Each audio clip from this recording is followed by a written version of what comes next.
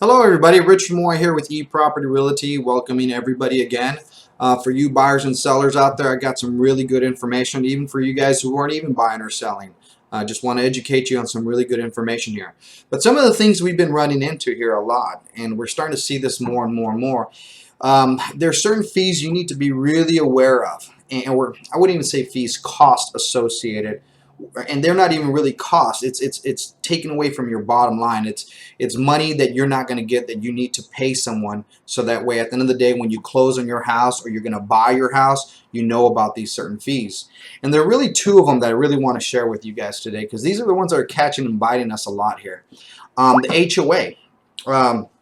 I need you guys to understand that on the HOA there are several costs associated with this, and it's primarily the transfer fees and the cost of being a member of that HOA.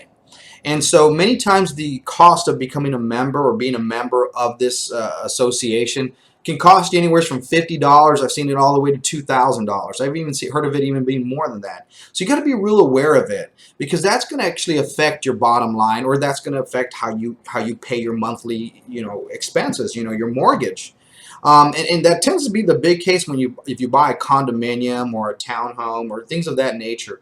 But be real aware of it. So when you're ready to buy your next house or sell your next house, look at the HOA, look at the different fees that are there, and make sure that if you're going to sell your house, that if you've paid already those fees, that money gets reimbursed back to you, because you've already paid it at the beginning of the year and you're closing 5-6 months into that year. So make sure you don't lose out on that money, because it can be quite a few $1,000s in some cases. It'd be $100 here, $100 there, but that adds up at the end of the day. So you want to save some money, you want to make sure that you don't lose your money. Your money is accounted for. Okay, so make sure you keep an eye for that. The next thing is the taxes. Make sure that if you're selling your house at the end of the year, I've seen this happen a lot, especially in November, December, and even into January.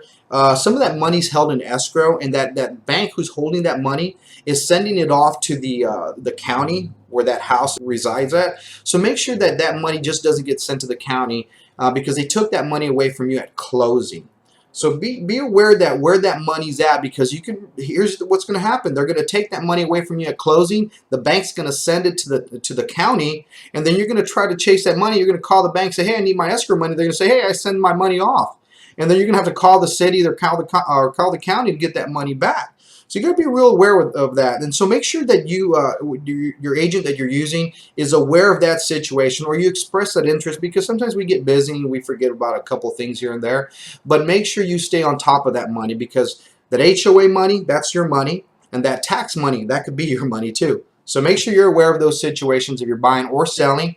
If you have any questions, always feel free to call me at 830-708-8383. That's 830-708-8383. Y'all guys take care. Looking forward to hearing any questions, comments, or concerns. I'm always here. Thanks.